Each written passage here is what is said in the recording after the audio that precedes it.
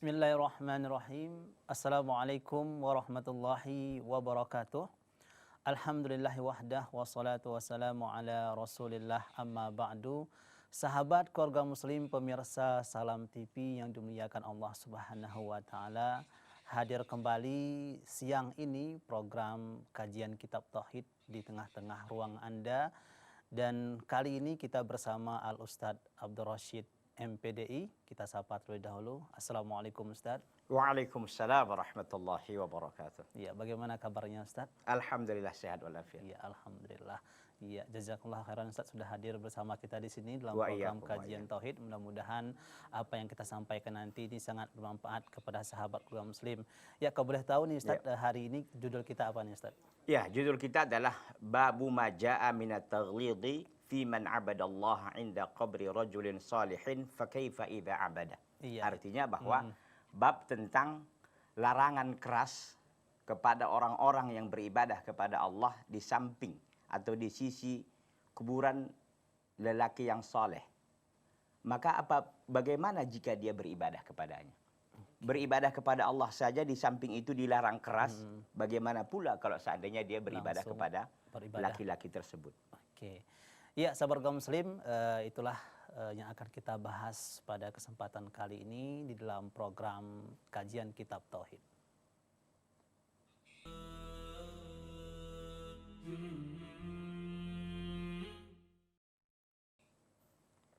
Alhamdulillahirabbil alamin. Wassallallahu wasallama wa baraka ala nabiyyina Muhammadin wa ala alihi wa ashabihi ajma'in. Para pemirsa Salam TV rahimani Allahu ta'ala wa iyyakum jami'an, dimanapun antum, antunna, bapak dan ibu, ikhwan dan akhwat yang berbahagia. Dan tentunya semuanya dalam keadaan sehat walafiat, semuanya dalam keadaan tenang, semuanya dalam keadaan gembira, dan semuanya dalam keadaan tidak ada satu apapun yang kurang. Baik para pemirsa Salam TV dan penonton sekalian, kita akan melanjutkan kajian kitab Tauhid. Kita sudah masuk kepada pembahasan yang ke-20, yaitu Babu ma jaa minat taghlidhi fi man abadallah inda qabri rajulin salihin fa kaifa idza abada. Tentu kitab yang kita bahas adalah kitab yang rutin dibahas dalam kajian kitab Tauhid, yaitu Bughyatul Mustafid fi syarhi kitab Tauhid. Ya. Jadi Bughyatul Mustafid fi kitab Tauhid yang dikarang atau disyarahkan oleh Dr. Mansur bin Muhammad Saq'ub, ya. Baik para pemirsa Salam TV rahimani Allahu taala wa iyyakum jami'an. Jadi bab ini adalah bab tentang larangan keras, ya, larangan keras kepada orang-orang yang beribadah dia kepada Allah inda qabri rajulin salih, di sisi kuburan seorang laki-laki yang saleh. Itu larangannya keras sekali, ya. Dia beribadah kepada Allah, sayangnya ibadah itu dilakukan di mana? Di dekat kuburan orang yang saleh. Fa kaifa idza abadah? Bagaimana pula kalau seandainya dia beribadah kepada laki-laki itu, bukan lagi kepada Allah Subhanahu wa taala. Ini akan kita bahas pada pertemuan kali ini. Fi sahihi an Aisyah anna Salamah dzakarat li Rasulillah sallallahu alaihi wasallam kanisatan ra'adha bi ardil Habasyah wa ma fiha min as-suwar faqal ulaika idza mata fihim ar-rajulu as-salihu aw al-'abdu as-salih banaw ala qabrihi masjidan wa sawwaru fihi tilka as-suwar ulaika syararul khalqi indallah. Fahaulai jama'u baina fitnataini, fitnatal quburi wa fitnatit tamathil. Di dalam hadis yang sahih yang diriwayatkan oleh Al-Imam Al-Bukhari dan Al-Imam Muslim dalam kitab sahih keduanya dari jalan ibunda kita Aisyah radhiyallahu taala anha wa ardhaha, bahwa beliau mengatakan anna Salamah, bahwa ibunda kita Salamah dzakarat li Rasulillah, beliau menyebutkan sesuatu, ya, kepada Rasulullah sallallahu alaihi wasallam. Apa yang beliau sebutkan itu? Kanisatan, tentang sebuah gereja, ya. Jadi ibunda Aisyah menceritakan bahwa suatu hari Ummu Salamah ini mengatakan kepada Nabi SAW tentang sebuah gereja. Ra'adha bi ardil Habasyah, yang dia lihat di mana? Di negeri Habasyah. Wa ma fiha minas suwar, dan di dalam gereja itu ada patung-patung. Maka kata Nabi SAW, beliau SAW menimpali apa yang disampaikan oleh Ummu Salamah radhiyallahu taala anha. Beliau SAW mengatakan, ulaika idza mata fihim, mereka-mereka itu adalah apabila meninggal dunia. Ya, ar-rajulus salih, ada laki-laki yang saleh meninggal di antara mereka, awil abdus salih, atau seorang hamba yang saleh, banau ala qabrihi masjidan, mereka membangun di atas kuburannya masjidan. Masjidan di sini artinya adalah tempat ibadah. Wasawwaru fihi tilka suwar, dan mereka membuat patung-patung di dalam tempat ibadah itu. Ulaika syirarul khalqi indallah, mereka itu adalah seburuk-buruk manusia di sisi Allah. Fahaulai jama'u baina fitnataini, mereka-mereka itu mengumpulkan dua fitnah. Fitnah kubur, fitnah terkait dengan kuburan, dan fitnah at-tamathil, yaitu patung-patung atau gambar-gambar. Kita lanjutkan.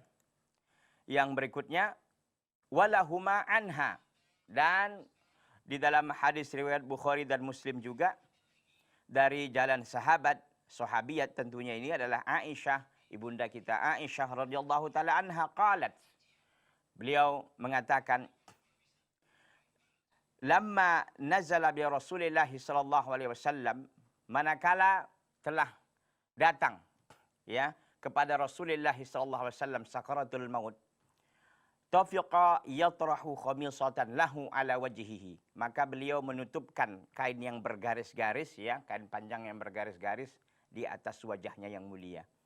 Fa idza igtamma biha kasyafaha, apabila beliau merasa sesak karena dia menutup wajahnya dengan kain tadi, kasyafaha, beliau membukanya.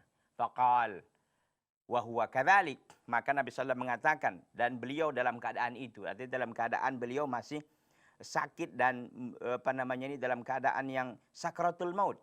Apa beliau katakan?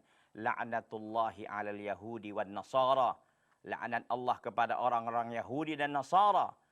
Kenapa? Ittakhadhu qubur anbiya'ihim masajid, karena mereka menjadikan kuburan-kuburan para nabi mereka sebagai tempat ibadah. Yuhadziru ma sana'u, Nabi SAW memperingatkan apa yang mereka lakukan itu. Walaula dzalika ubriza qabruhu. Kalau seandainya bukan karena takutnya beliau, terjadi sama beliau hal demikian, ubriza, ya, qabruhu, niscaya kuburan beliau akan dinampakkan, akan ditampakkan. Ghaira annahu khasyiya an yuttakhadha masjidan. Karena bukan karena itu, kalau bukan karena itu, maka kuburan beliau pun karena beliau takut dijadikan sebagai apa? Sebagai tempat ibadah. Itu juga hadis diriwayatkan oleh Al-Imam Al-Bukhari dan Muslim dari jalan sahabiat Aisyah, ibunda kita Aisyah radhiyallahu taala anha. Wali Muslimin an Jundub bin Abdullah, dan di dalam riwayat Muslim dari sahabat Jundub bin Abdullah, ya, dari Jundub bin Abdullah radhiyallahu taala anhu, qal, beliau mengatakan, sami'tu Nabiy sallallahu alaihi wasallam, aku mendengar Nabi sallallahu alaihi wasallam qabla an yamuta bi khamsin, aku mendengar Nabi sallallahu mengatakan 5 perkara sebelum beliau meninggal dunia. Wa huwa yaqul, dan beliau mengatakan sallallahu alaihi wasallam, inni abra'u ilallah an yakuna li minkum khalilun, sesungguhnya aku loyal, ya, sangat kesetiaanku kepada Allah Azza wa Jalla sangat luar biasa, ya.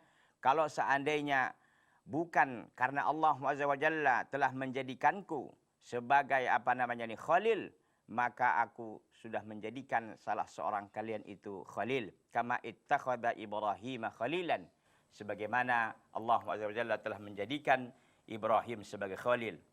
Walau kuntu muttakhidan min ummati khalilan lattakhadtu Abu Bakrin khalilan. Kalau seandainya aku, ya, diberikan izin untuk menjadikan seseorang dari umatku sebagai khalil, aku akan jadikan Abu Bakar sebagai khalil. Ala wa inna man kana qablakum kanu yattakhiduna qubur anbiya'ihim masajid. Ketahuilah bahwasanya orang-orang sebelum kalian menjadikan kuburan para nabi mereka sebagai tempat ibadah. Ala Fala tattakhidul qubura masajid, ketahuilah, maka janganlah kalian jadikan kuburan-kuburan itu sebagai tempat ibadah. Fa inni anhaakum an dzalik, maka sesungguhnya aku melarang kalian dari hal demikian. Ikhwati fillah, azani Allah taala wa iyyakum jami'an. Tafadhal Ustaz. Iya, sahabat kaum muslim, itu tadi sudah kita dengarkan Al-Ustadz Abdul Rashid menjelaskan bahwasanya dilarang ya bagi kita umat muslim khususnya beribadah di kuburan. Nah, jangankan beribadah di kuburan, dekat dengan kuburan orang soleh juga kita dilarang beribadah.